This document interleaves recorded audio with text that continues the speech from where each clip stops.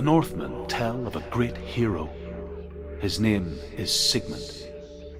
His father's hall was built around a great tree, and one day Odin comes and thrusts a sword into the tree, a gift to whomever can release it. Many try, but the sword only comes out at Sigmund's touch. His brother-in-law, King Siggeir, wants it, but Sigmund refuses him, so King Siggeir plots revenge. He invites Sigmund and his brothers to a feast, but when they arrive, they are met with an army, not a warm welcome. King Siggeir captures Sigmund and his brothers, steals his coveted sword, and readies them for execution. Death for Sigmund and his brothers seems certain. But the king's wife is Sigmund's sister, and she begs for mercy and implores the king to chain them up instead. He agrees. Not for mercy, though, but because he plans an even more cruel and lingering death. Chained to a tree in the forest that night, a she-wolf comes and devours one of Sigmund's brothers. She returns, ravenous, night after night, until only Sigmund is left. The next day, Sigmund's sister sends a servant with honey to smear on Sigmund's face. But to what end?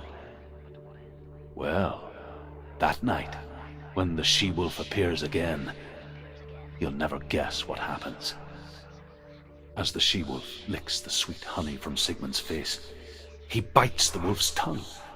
The she-wolf pulls away, but Sigmund holds on. The chains break, and he is free. After his escape, Sigmund lives like us, hidden in the forest.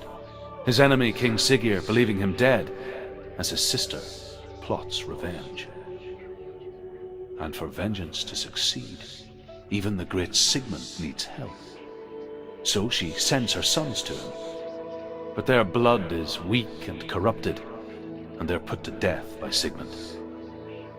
So his sister hatches a new plan, one that is cold of heart and pure of blood. Sigmund's sister trades shapes with a sorceress, and in disguise, she lies with her own brother. She gives birth to a son named Sinfjotli.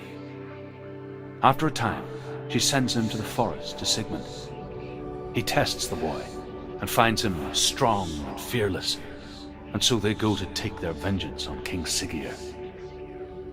But luck is not on their side. They're captured, and Siggeir has them buried alive. As Sigmund and Sinfjotli are being buried alive, Sigmund's sister throws an armful of straw into the grave mound.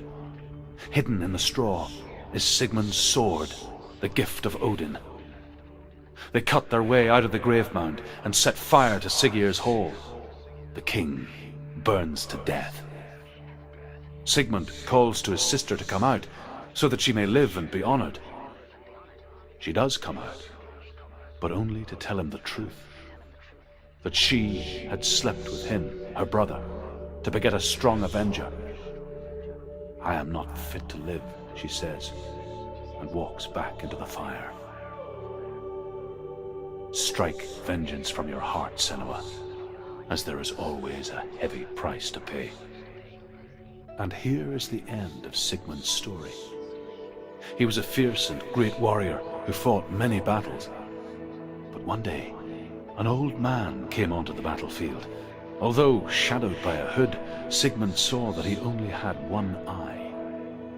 The man raised his spear, and Sigmund struck at it with his sword, but the sword shattered into pieces.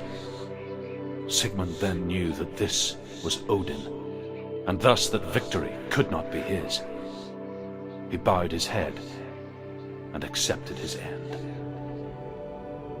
Dying, he tells his wife that she is with child, and that her son will one day make a great weapon out of the fragments of his sword. The sword named Gram.